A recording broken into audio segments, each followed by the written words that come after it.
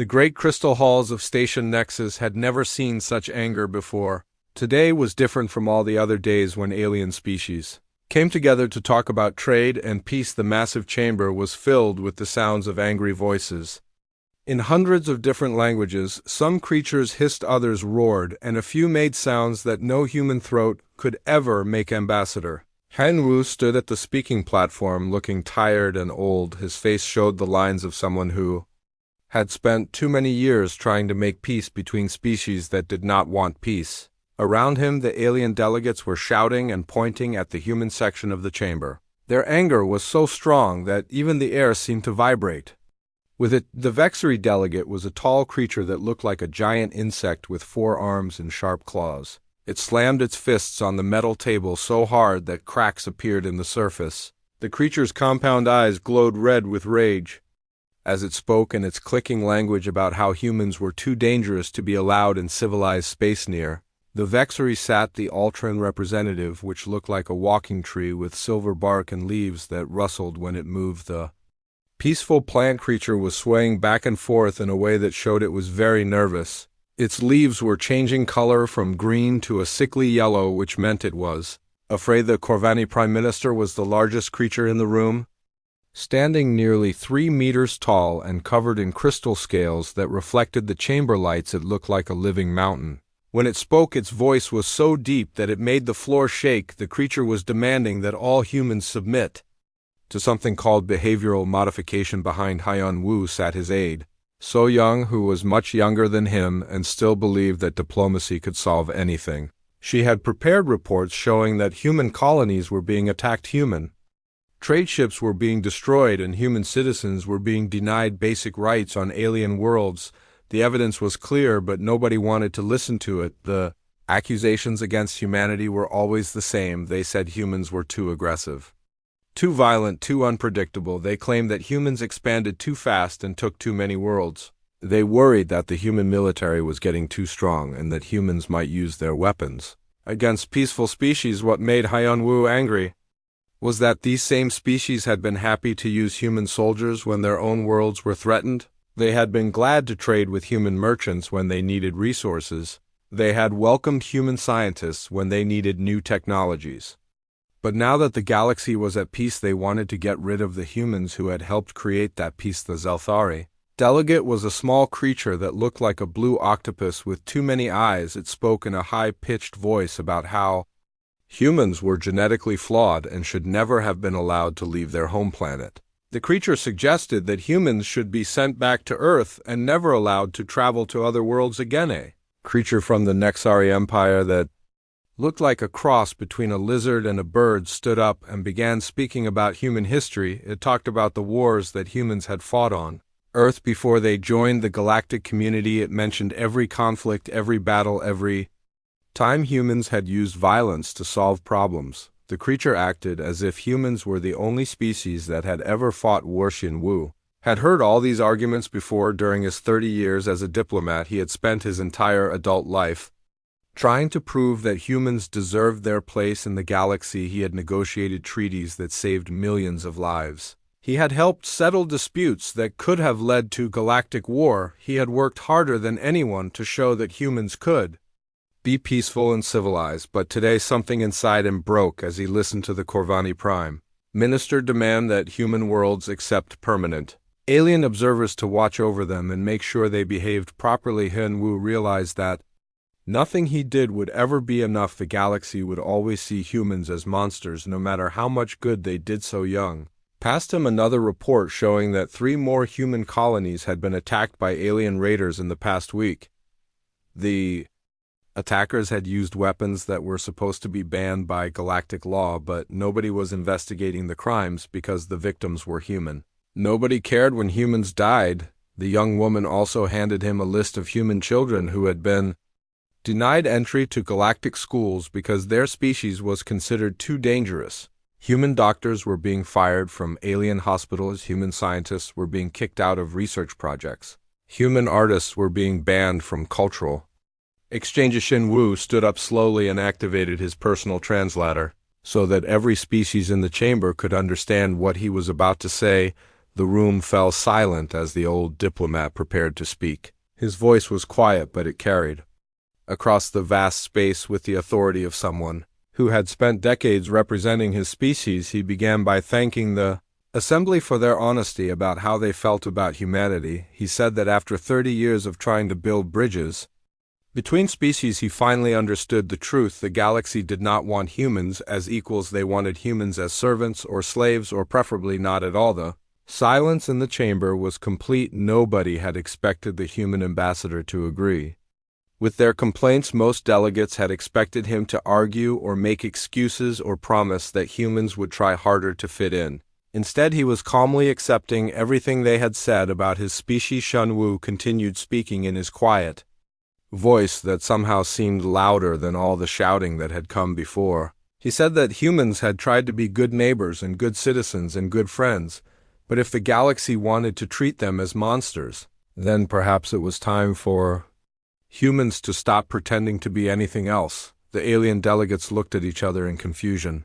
They had expected the human to beg for another chance or offer to make changes to satisfy their complaints. They had not expected him to simply accept their judgment and walk away from everything that humans had built in the galaxy. The old diplomat gathered his papers and nodded to his staff, who began packing their belongings. The other human delegates followed his example, standing up and preparing to leave. Nobody tried to stop them. Nobody offered to negotiate or find a compromise. The alien species had made their position clear, and now they were getting exactly what they had asked for. As Hyun Woo reached the great doors of the chamber, he turned back one final time to look at the assembled delegates from hundreds of worlds. His final words would be remembered for centuries to come and would echo through galactic history long after everyone in that room was dead. He told them that humanity had spent 300 years trying to prove they deserved to be part of galactic civilization. They had fought wars to protect alien worlds. They had shared their technology and their culture. They had saved species from extinction and prevented conflicts that could have destroyed entire star systems, but now the galaxy had made its choice. The aliens wanted humans gone so humans would leave. They wanted to see what the galaxy would look like without human interference, so they would get their wish. They wanted to treat humans as monsters, so humans would stop trying to be heroes. The human delegation walked out of the chamber, leaving behind 3 centuries of careful diplomacy and broken promises. The great doors closed behind them with a sound like thunder, and the galaxy was left to contemplate what it had just lost. The aliens had gotten what they wanted, but none of them realized that they had just made the biggest mistake in galactic history. In the silence that followed, the only sound was the nervous rustling of Ultron leaves and the worried clicking of Vexry claws. Nobody spoke because they were all beginning to understand that something terrible had just happened. The galaxy was about to discover what it was like to exist without humanity, and the lesson would be more painful than any of them could imagine. 3 months after the last human ship had crossed into Earth-controlled space, the galaxy felt empty in a way that nobody had expected. Trade routes that had operated for hundreds of years suddenly went quiet. Scientific projects that had promised to unlock the secrets of the universe came to a complete stop. The galactic economy, which had become dependent on human innovation and commerce, began to collapse. Commander Minho stood on the bridge of the new orbital defense station that guarded the edge of human space. Behind him, the most advanced sensor equipment ever built by human hands swept the surrounding star systems for any sign of alien activity. The barrier between human and alien space was both real and symbolic. No alien ship would be allowed to pass without permission from Earth. The defense station was just one part of a massive fortification project that stretched across dozens of star systems. Human engineers had worked around the clock to build weapons platforms, defensive shields, and early warning systems that could detect threats from light years away. The galaxy had rejected humanity, so humanity would make sure the galaxy could never threaten them again. Inside human space, the changes were dramatic. Engineer Hey-1 led construction teams that rapidly converted peaceful civilian facilities into military installations. Factories that had once produced consumer goods now manufactured weapons, and defensive systems research stations that had studied alien biology now focused on developing new technologies for human defense. The Engineer had never imagined that her skills would be used for war, but the galaxy had left humans with no choice. Every day brought new reports of alien aggression against human interests beyond the barrier. Every day made it clearer that the other species would not be satisfied with just expelling humans from their space on. The agricultural world of New Bizan farmer Inho watched his crops growing under artificial sunlight. The planet had been terraformed using alien technology, but human scientists were already working to replace every piece of non-human equipment. Independence meant more than just political separation, it meant technological and economic self-sufficiency. The farmer had learned to operate systems that he had never understood before, systems that alien technicians had always maintained for him. Now he was becoming an expert in atmospheric processors, soil treatment devices, and weather control systems. The learning curve was steep, but humans were nothing if not adaptable. The psychological transformation of human society was remarkable. Dr. Sujin continued her studies of how galactic isolation affected human behavior and found that people were displaying traits that had been suppressed during the assembly years. Creativity flourished without alien restrictions. Innovation accelerated without galactic oversight. Social cooperation strengthened without external pressure. Children born after the Exodus, like young Hyjin on the mining world of New Incheon, grew up with a completely different understanding of the galaxy than their parents. They had never known alien friends or galactic citizenship. To them, the universe was a dangerous place full of hostile creatures that had rejected humanity for no good reason. This new generation would not make the same mistakes that their parents had made. They would not try to prove their worth to species that could never be satisfied. They would not seek acceptance from aliens who valued fear over friendship. They would be strong and independent and ready to face whatever challenges the galaxy might throw at them. The changes within human space went beyond just military preparation. Captain Kyung-soo now led the expanded Colonial Guard. Reported that crime rates had dropped to historic lows. Unity of purpose had eliminated most social problems. Educational achievement had soared as young humans eagerly prepared for the challenges that lay ahead. The captain had spent years mediating disputes between different human factions, but now those divisions seemed petty and meaningless. Faced with external threats and isolation, humans had rediscovered their common identity. They were no longer citizens of individual worlds or colonies. They were members of the human species, and that was enough. Meanwhile, beyond the barrier, the galaxy was falling apart. The Vexery Confederation had declared bankruptcy after their trade networks collapsed without human merchants to facilitate commerce between distant worlds. The insectoid species had relied on human negotiators and translators to communicate with other aliens, and without them business had become impossible. The Ultron Collective was facing its first military crisis in centuries as aggressive neighbors began attacking their peaceful worlds. The tree-like aliens had depended on human peacekeepers to maintain stability in their region, and without that protection they were helpless against species that had always envied their prosperity. The Corvani Empire was dealing with rebellions on dozens of worlds as subject species realized that their crystal-scaled overlords were not as powerful as they had pretended to be. Human military advisors had been the backbone of Corvani security forces, and without them the empire was crumbling from within. Prime Minister Kangdae of the Ultron Collective stood in his silver grove trying to understand how everything had gone so wrong. His species had voted to expel humans because they believed it was the right thing to do. They had thought that peace would return once the violent humans were gone. Instead, they had discovered that humans had been the source of peace. All along, the Ultron leader had received reports from across the galaxy describing wars, famines, and economic collapse that followed humanity's departure. Every crisis seemed to trace back to the absence of human expertise, human mediation, or human innovation. The galaxy had not just lost one species, they had lost the foundation that held their civilization together. General Wu Jin, now serving as humanity's Chief of Defense, studied intelligence reports from beyond the barrier. Human spy networks established during the evacuation provided detailed information about the galactic situation. The data painted a picture of a civilization in terminal decline with no clear path to recovery. The general had fought in wars across the galaxy, always believing that peace was possible between different species. Now he realized that peace had only existed because humans had worked tirelessly to maintain it.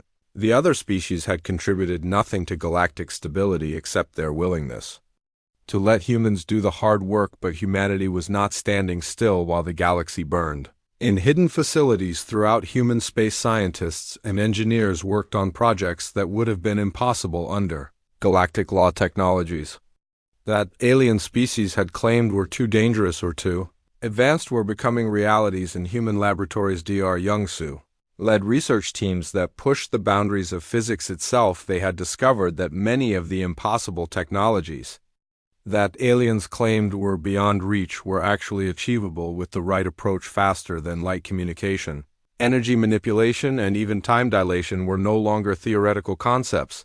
The scientists had spent years working under alien supervision, following galactic regulations that limited human research. Now free from those constraints, he was making breakthroughs that would have taken centuries under the old system. The galaxy had intended to limit human potential, but instead they had unleashed it. As the second anniversary of the Exodus approached, President Tae-hyung made a decision that would change everything.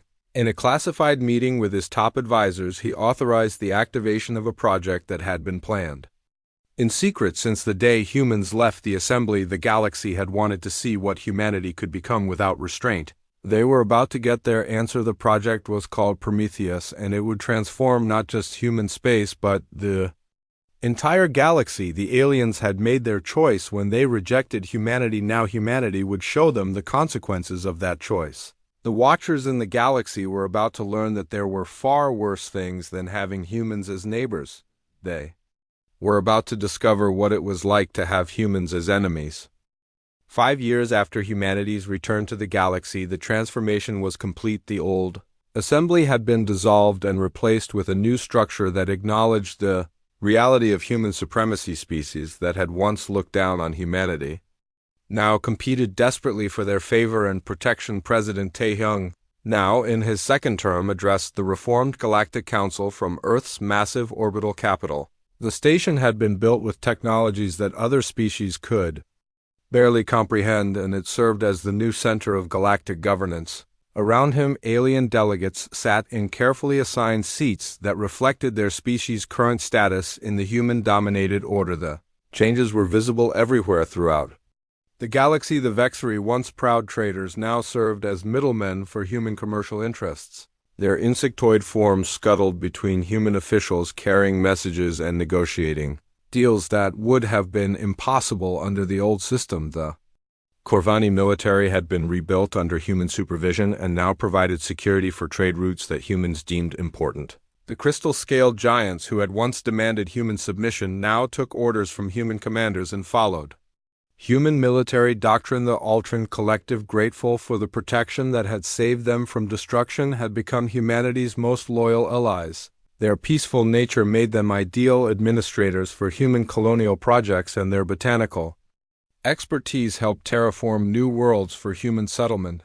Admiral Seung-ho, now commanding the most powerful fleet in galactic history, patrolled the outer rim territories where some species still harbored dreams of independence. His ships moved through space like apex predators, their very presence enough to end conflicts that had raged for years.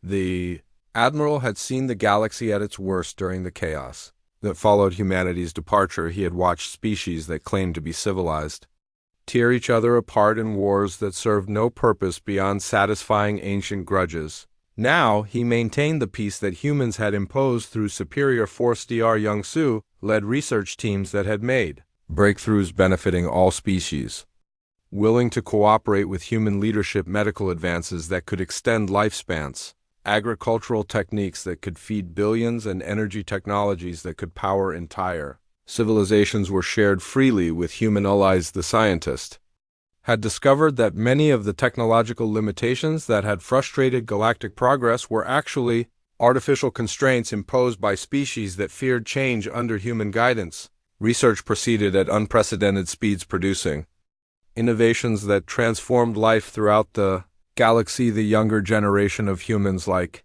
Haijin, who was now serving as a colonial administrator, had no memory of the old assembly's failures. To them, human leadership was natural and inevitable.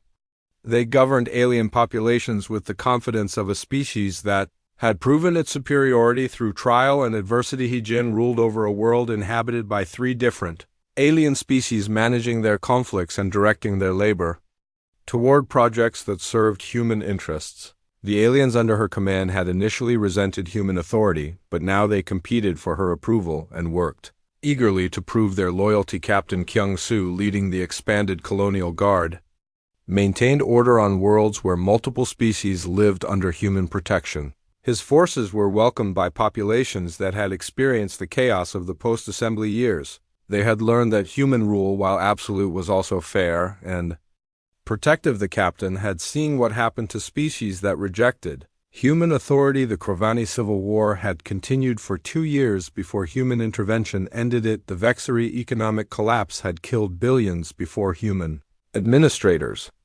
restored stability. Even the peaceful Ultrans had faced extinction before accepting human protection. General Wu Jin, now serving as commander of Galactic Security, oversaw the military forces that kept peace throughout human-controlled space. His soldiers were recruited from every species in the galaxy, but they all served under human officers and followed human military doctrine. The general had learned that respect was more important than fear in maintaining control. Species that willingly submitted to human authority were treated well and given opportunities to prosper. Those that resisted faced increasing pressure until they either surrendered or were eliminated. Engineer One had overseen the construction of infrastructure projects that connected every world in human space transportation networks that could move goods and people across the galaxy in days, rather than months. Communication systems that allowed instant contact between the most distant colonies and defensive installations that could protect entire star systems. The engineer had watched human technology advance at an incredible pace during the years of isolation. Now that technology was being used to create a galactic civilization that was more prosperous and stable than anything that had existed under the old assembly. Farmer Inho on the world of New Bizan now supervised agricultural operations that fed not just humans but also the alien populations that lived under human protection. His techniques had been adapted to work with dozens of different alien crops, and his harvests helped ensure that no species under human rule ever faced starvation.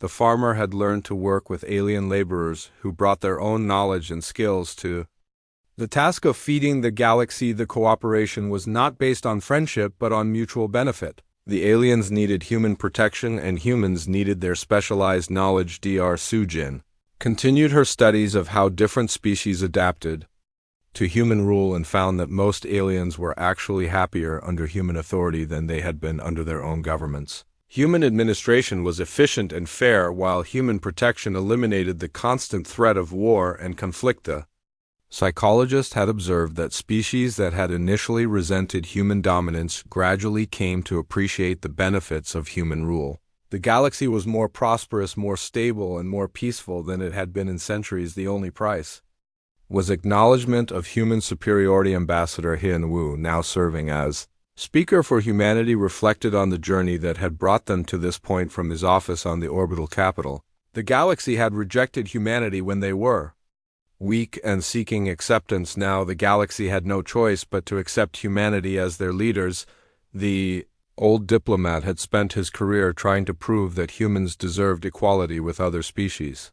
Now he administered a system where human superiority was taken for granted. The irony was not lost on him that the galaxy had forced humanity to become what they had always claimed humans were. As he looked out at the stars from his office window, Hyun Woo thought about the fear that had driven the galaxy to reject humanity. The aliens had been afraid of human nature, afraid of human potential, afraid of what humans might become if left unchecked. Their fear had been justified, but their response had been catastrophic. By trying to limit human potential, they had only delayed its expression by forcing humans to leave the galaxy. They had given humanity the time and motivation to transcend their former limitations. The galaxy had watched in dread as humanity abandoned the assembly, but that the news of humanity's departure from the assembly spread across the galaxy faster than light itself. On Earth, President Taehyung sat in his office beneath the capital city of Seoul reading reports from every corner of human space, the messages. All said the same thing: the galaxy did not want humans anymore, and now humans had to decide what to do about it. Within hours of Ambassador Hyunwoo's dramatic exit from Station Nexus, the president had called an emergency meeting of the Global Council. The massive underground chamber had been built to withstand nuclear war, but today it faced something even more dangerous: the complete isolation of humanity from galactic civilization. President Tae-young was not a man who gave up easily. He had grown up poor in the ruins of old Seoul and had worked his way up through the military and then politics to become the leader of his species. He had seen humanity rise from a single planet to a galactic power, and he would not let that progress be destroyed by alien prejudice. The holographic displays around the chamber showed the faces of colonial governors, military commanders, and civilian leaders from across human space. Some were angry, others were scared, but all of them were waiting for their president to tell them what to do next. The weight of the entire human species rested on his shoulders. Fleet Admiral Dong Hyun stood beside the president's chair. His uniform was covered with medals from conflicts that most humans had never heard of. He had spent 40 years keeping peace between different species, and now he was being asked to prepare for the possibility of war. The old soldier looked tired but determined. The admiral had already begun planning what the military was calling Operation Homecoming. Every human citizen living on alien worlds would be brought back to human space. Every human colony would be protected and fortified. Every human ship would return to human-controlled territory. The logistics were staggering, but it could be done. Captain J1 commanded the largest evacuation fleet that humanity had ever assembled. His flagship, the New Horizon, was leading a convoy of ships that stretched across multiple star systems. In the cargo holds, families clutched their few possessions while children asked why they had to leave their friends behind. The captain had no good answers for them. He could only promise that they were going somewhere better, somewhere safer, somewhere where humans would not have to apologize for being human. The evacuation was voluntary, but most humans chose to leave rather than stay on worlds where they were no longer welcome. Dr. Yoon-hee stood at the observation window of her transport ship, watching the Ultron homeworld shrink. Behind them, she had worked on that planet for 15 years, studying the tree-like aliens and their unique culture. She had friends there, colleagues who had worked beside her in the laboratory, but when the vote came to expel all humans from Ultron space, even her closest friends had voted yes. The betrayal hurt more than any physical wound. She had trusted the Ultrons, believed that they were different from the other species, that they truly valued peace and cooperation. But in the end they had chosen fear over friendship, prejudice over progress. The galaxy was showing its true face, and it was uglier than anyone had imagined. As the evacuation fleets moved through space, they encountered problems. Some alien governments tried to stop human ships from leaving, claiming that humans owed money or had broken contracts. Others demanded payment for safe passage through their territory. A few simply opened fire, viewing the mass exodus as some kind of threat, but humanity was ready for this kind of response. Escort ships armed with the most advanced weapons that human science could produce surrounded each evacuation convoy. When the Corvani tried to board a refugee ship, they found themselves facing soldiers who had trained for exactly this situation. The firefight was brief but decisive. Human weapons cut through Corvani crystal armor like it was made of glass. The alien boarding party was destroyed before they could harm a single human civilian. The message was clear: humanity was leaving, but they would not be bullied or threatened during their departure. Lieutenant Min Jae led one of the escort squadrons protecting the evacuation fleet. His fighter was small and fast and equipped with weapons that could destroy ships 10 times its size. He had volunteered for this duty because he believed that protecting innocent people was what soldiers were supposed to do. The young pilot had grown up hearing stories about the great friendship between humans and aliens, about how different species could work together for the common good, but now he was shooting at alien ships to protect human refugees. The idealism of his youth was dying with every shot he fired back on Earth. The preparations for isolation were moving quickly. Engineer Hae-won was leading teams that converted civilian factories into military production facilities. Weapons manufacturing had been forbidden under galactic law. But those laws no longer applied to humanity. The engineer had spent her career designing peaceful technologies devices that could help terraform worlds or improve living conditions. Now she was building weapons of war systems that could defend human space against any threat. The irony was not lost on her that the galaxy had forced humanity to become what they had always claimed humans were on the farming world of New Bizan colonist. Inho watched his crops growing under artificial sunlight. The planet had been terraformed using alien technology, but human engineers were already working to replace every piece of non-human equipment. Self-sufficiency was no longer a goal, it was a necessity. Farmer had come to this world with dreams of feeding both humans and aliens, of showing that cooperation could create abundance for everyone. Now he was growing food only for human mouths, and the alien friends he had hoped to make would never exist. The psychological impact of the exodus was enormous. Dr. Sujin studied the effects of galactic isolation on human society and found that people were experiencing everything from rage to relief to determination.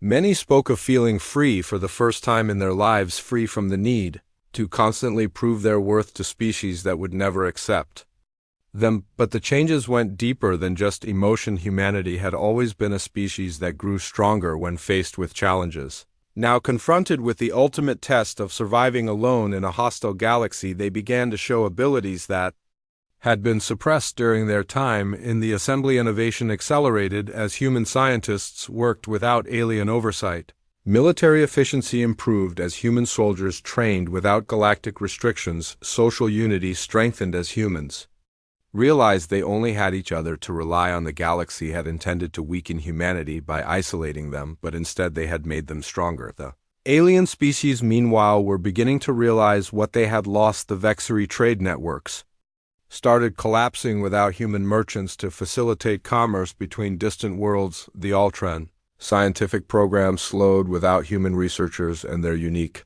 problem-solving abilities. The Corvani military faced rebellions they could not suppress without human peacekeeping expertise. Ambassador Henwu, now serving as Earth's Minister of Galactic Affairs, received daily reports about the deteriorating situation. Beyond human space wars were breaking out between species that had been peaceful for centuries. Economic systems were failing. The balance of power that had kept the galaxy stable was crumbling, yet humanity remained focused on their own development, building something new and powerful within their borders. They had been told they were monsters, and now they were preparing to show the galaxy what real monsters could accomplish. When they stopped trying to be anything else, the exodus was complete, but it was not an ending, it was a beginning. The galaxy had wanted to see what would happen if humans were removed from civilized space. They were about to get their answer, and it would be more terrifying than anything they had imagined.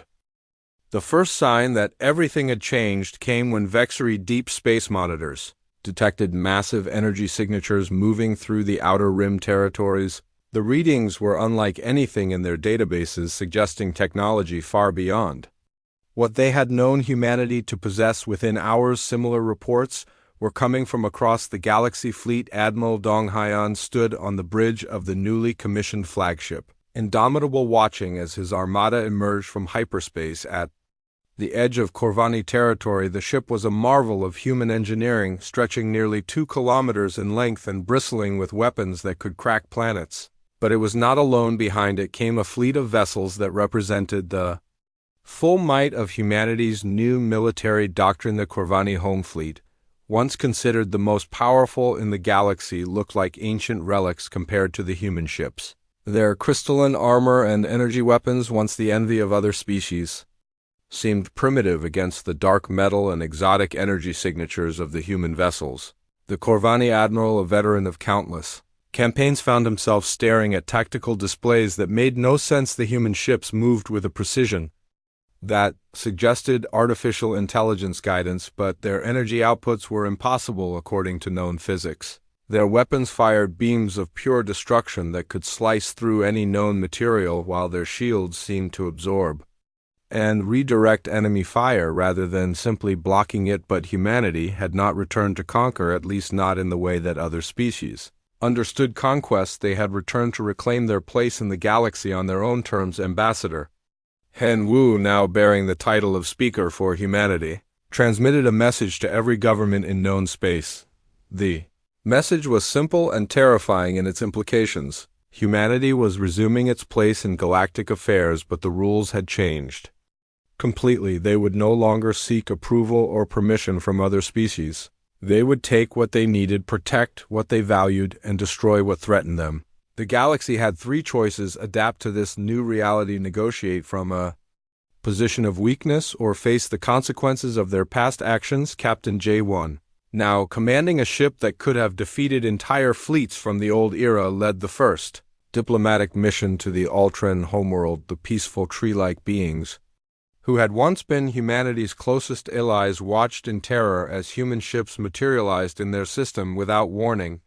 The Ultran defense fleet, if it could be called, that consisted of a few dozen lightly armed patrol vessels that had been designed more for rescue operations than combat. They were facing human warships that carried enough firepower to sterilize entire continents. The contrast was so stark that it would have been laughable if the situation had not been so serious. The human ships had not fired a shot, but their mere presence was enough to bring the entire Ultran government to emergency session. Prime Minister Kangde found himself in the unprecedented position of having to decide whether his species would submit to human demands or face destruction. The negotiations that followed were unlike anything in galactic history. Dr.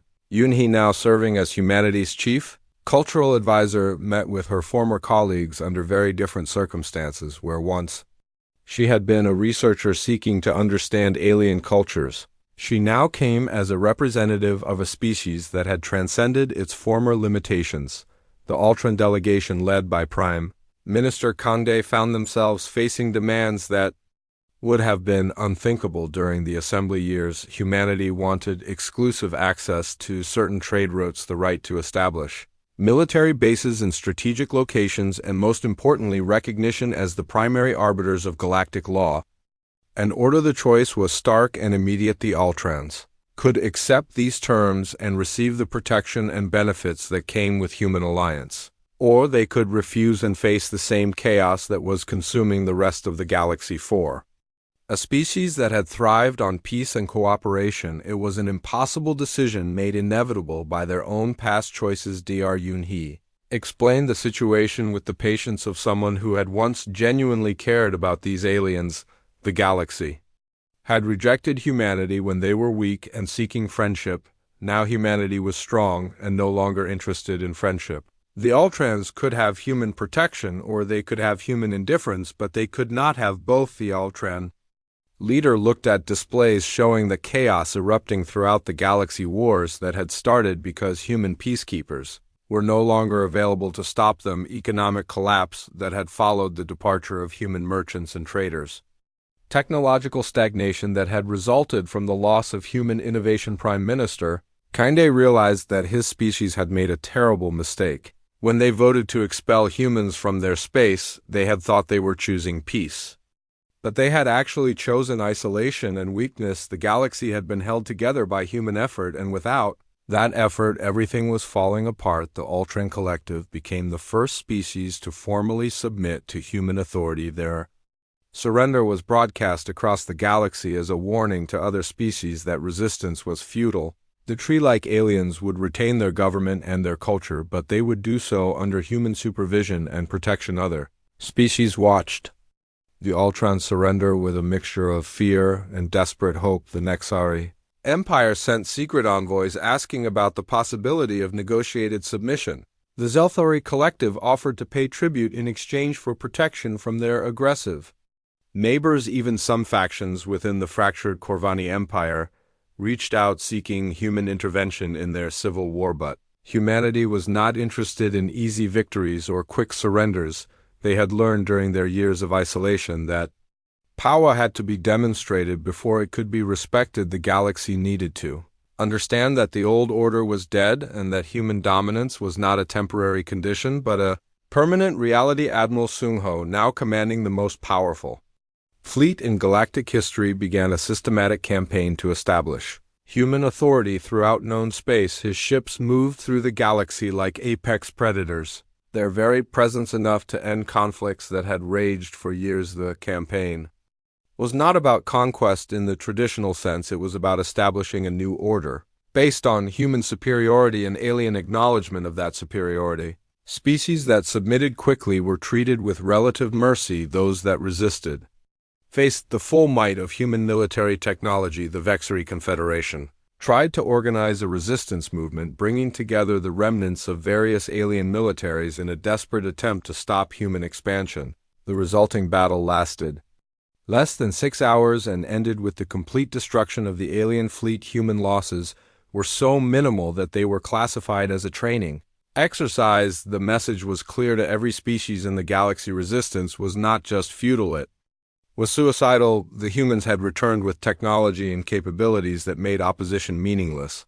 The galaxy could adapt to human rule, or it could face extinction. Young Captain Minjay, now commanding one of the new generation of human warships, participated in the pacification of the Outer Rim territories. His ship could destroy entire fleets single-handedly, and his crew operated with the confidence of soldiers who knew they were invincible. The pilot, who had once protected human refugees, was now enforcing human will throughout the galaxy. The irony was not lost on him that the same aliens who had once threatened human civilians were now begging for human protection. The galaxy had created its own nemesis and now had to live with the consequences as human forces established control over star system after star system. The scope of the transformation became clear. This was not just a military campaign, it was the birth of a new galactic order. The age of cooperation and consensus was over. The age of human dominance had begun. The galaxy had watched in dread as humanity abandoned the assembly, but their dread had been misplaced. They should have been dreading what would happen when humanity decided to return. 2 years had passed since humanity's dramatic exit from the galactic community, and the effects were becoming impossible to ignore. The Great Assembly met in emergency session as delegates from across known space struggled to understand what had gone wrong. The chamber that had once been filled with confident voices now echoed with fear and desperation. Reports flooded in from every corner of the galaxy. The Corvani Empire had split into 3 warring factions, each claiming to be the legitimate government. The Vexery Confederation was bankrupt, and its member worlds were fighting over the remaining resources. Dozens of smaller species were engaged in territorial wars that had been unthinkable during the years of human-mediated peace. Prime Minister Kangde of the Ultron Collective stood before the assembled delegates, his silver bark darkened with stress and worry. His peaceful species had been forced to build weapons for the first time in their history as aggressive neighbors pressed against their borders. The tree-like alien spoke in halting phrases about something he called the human factor. The Ultron leader explained that humanity had not just been participants in galactic civilization, they had been its foundation. Their unique ability to understand and communicate with different species, their technological innovations, their military expertise, and their economic systems had held everything together. Without them, the galaxy was falling apart like a building without supports. The revelation was disturbing because it suggested that every species in the galaxy had been dependent on humans in ways they had never understood. The Nexare delegate, a lizard-bird hybrid creature, admitted that human translators had been essential for communication between species that could not understand each other.